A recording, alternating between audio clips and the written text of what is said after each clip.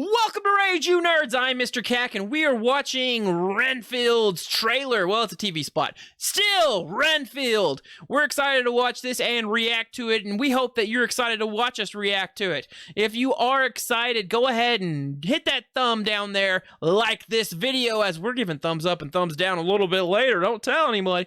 And if you want to keep up to date with all of our nerdy content, please subscribe to the channel and hit that notification bell. We call it Smashing the Dinghy. All right, enjoy. We love you. Bye. Never mind. You watch it, and then we will. And then I'll chip. Oh, okay. I know what you're talking about now. Yes. I've seen. Okay, never mind. Yeah, we're good. I didn't know that's what it was called. Yeah, it's called Renfield after. I'll definitely be watching it. So after the attendant of Dracula, which is yes. God, what's the actor's name? Daniel House, David House. Hoult, David Hoult, Daniel Hoult. Nicholas Hoult. Nicholas Hoult. I have some white guy named Hoult. Is he the guy from The Dinner? Oh, so, yes, the menu. Yes, he is the jerk that brings our protagonist there. He is Beast from X-Men First Class and Days of Future Past. All right, so here we go. This is the TV spot for Renfield, appropriately named The Past, and you'll see why that's an appropriate name here shortly. I am Dracula.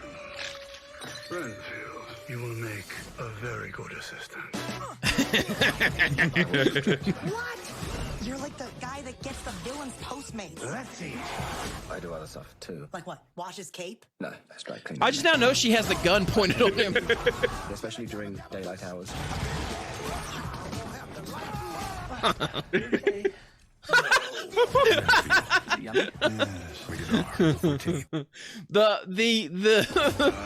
This moment right here. No. I love it, man. I love it. I've got a very soft spot for Nicolas Cage in my heart. So Al, what we're gonna do is we're gonna go through, give our thoughts on this trailer / TV spot. And you'll go first, then me, then we'll do thumbs up or thumbs down, depending on how we feel about it. So, Al, what'd you think of this TV spot? For this TV spot, man, just this 30 seconds, it was very hilarious. You got the intro of old school horror. You've got this new horror style. I've forgotten how much I love Nicolas Cage until I've recently watched the movie he was in with Pedro Pascal. the unbearable weight of whatever, yes. Yeah. And I actually fell in love with this when I first saw the other, the more longer trailer, and then this one, I haven't seen this spot though, and this just hits it on the head for me. I can't wait for this to come out. We'll have to talk about it more when it does come out, but man, this is great. Yeah, April 14th. So I just want to go right back to this right quick. To go on what you were talking about. The fact that they basically put him in the old school black and white where they're riffing on, where I'm sure they just put his face over. They used the fancy schmancy technology of today to just incorporate him into the footage of that actual film. But doing that is still clever as all heck. And, like, this is just awesome looking, and you have homages to the actual Dracula right there. That shot, I have seen this shot of Dracula with the light over his face and the black and white filter from the original movie so many times that it's very cute, man. It's just great that they decided to go ahead and go with this detail. Listen, if you get a Nicolas Cage. Well, Nicolas Cage gives you his all every time, and that may be the extent of that film. It may just literally be Willy's Wonderland. Not a great movie, but a refusing to talk Nicolas Cage commits fully to it, and he is wonderful throughout it. This not only has all on board Nicolas Cage, but it looks like it has all on board writing, all on board production, all on board director, all on board studio. And I think that's very promising, because when people fully invest in Nicolas Cage, you get Con Air, which if you describe that to anyone out of context, they'd be like, that's the dumbest movie I've ever heard of. they now, like, they take over the plane. Why are we flying all of these incredibly dangerous people around? And his motivation is a bunny. put the bunny in the box. Or Face Off. Face Off is the dumbest movie premise ever, but I love it so much because you have not only a fully committed Nicolas Cage, you have a fully committed John Travolta who is equally parts batshit insane. The Wicker Man. Oh my gosh, The Wicker Man is worse. Is the worst. It's awful. It's not a good one. But Nicolas Cage is great in it. And if you haven't seen it on YouTube, there's an edit where it makes everything about him being very upset about toast. And he basically just yells at this little girl about toast. I love this. Again, like I said, to kind of preface everything, I'm falling more in love with this. I was a little bit on the fence of, I don't know how this is going to be, but I think I'm on board. I think I'm fully on board. Nicholas Hoult, whoever, the guy that was the zombie in that rom-com about zombies and a human falling in love with the zombie. I'm all for it. Let's do that. He was beast, cool. He was in the menu, and it was awful. He was awful. He's a good actor. He's an awful character. So I'm on board. I want to see this. Awkwafina. This is a time for her to be comical. And unlike Shang-Chi, where she was too comical, she should be over the top in this. Okay, that's fair. I can get behind that. And it seems like, you know what? Honestly, for the reality of the situation, she seems more subdued than what she is. Awkwafina, Melissa McCarthy, Seth Rogen, there are some actors and actresses that just have you cast them and you're just gonna get them. And I would love for Awkwafina to have more range than that, but it seems like Awkwafina is just Awkwafina in everything that she does. And that might be great, and that may be what people want. If she goes crazier and more hammy than Nicolas Cage in a Nicolas Cage movie, then we have a problem.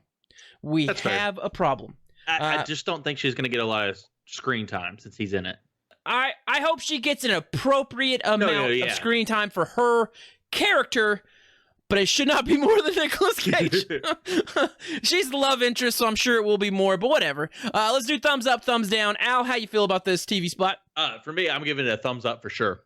I'm going to give it 1, 2, thumbs up, and the count.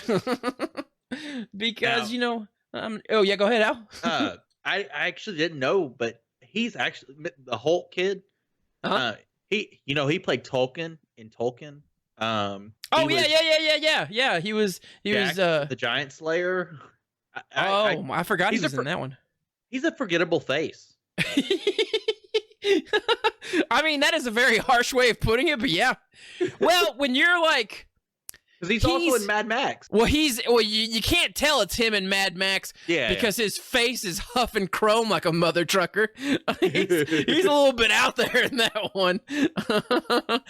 He's a bad boy in that one, and he's just shirtless and hooked up to vehicles and getting all sorts of high. But yeah, no, I agree, right? He's got a nice look, but he doesn't pop a lot, and none of his characters super pop. And anything that you might remember him from, he may have been wearing a lot of prosthetics, like he in X-Men First Class. Sure, he was himself for a while, but he was also blue and furry. And then Days of Future Past, he's just blue and furry. And then it's one of those things where yeah. I mean, one of the first things I can remember seeing him in was he was that zombie, and I can't even. Warm Bodies. Yes, Warm Bodies. And for the longest time, I didn't know that was him. It didn't register on me. He's also in the X-Men. Very young in that. I hope he becomes more apparent. This is also not his first movie with Nicolas Cage. What else was he with Nicolas Cage? He was in The Weatherman with Nicolas Cage. Oh, okay, so good. A Nicolas Cage movie I haven't seen. Yeah, I don't know that one. I'm just looking at his stuff right now. So. Yeah, no. As long as it's one that sounds like I probably shouldn't go see, I'm in good shape. If you'd been like, he was in Con Air. There's so many though. Well, Nicolas Cage does a movie every month, so. Okay, Nicholas Hoult is only 33, so. Oh, Jim Ewok on YouTube says, if there isn't such a thing as crimes against literature, there ought to be. Get off your high horse, Jim Ewok. This is great. Bram Stoker can shove it up their ass. Like, this is gonna be great. I don't give two tiddly toots what people think. Yeah, listen, I'll agree. You got to be a certain mindset or in a certain mindset to embrace the Nicolas Cage. He was great.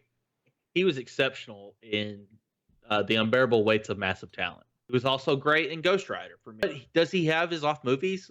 Absolutely. But that's every actor out there. They're trying to make money. They're trying to get paid. So they're going to make movies that they think they're going to be great, but they may not be for everyone. It's true. And so, like, to cap off our thoughts on all of this, I think this is going to what you're saying.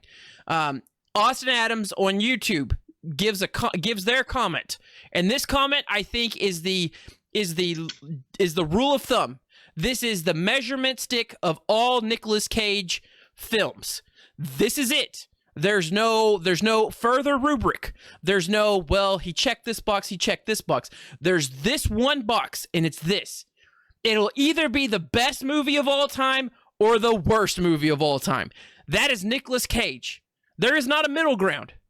It is either the best damn movie and you love it, or you hate it and you wasted your time. There is no, there's nothing else. Think about Nicolas Cage movies that you like or dislike, and then try to tell me of one that you're just kind of meh on. Oh, okay.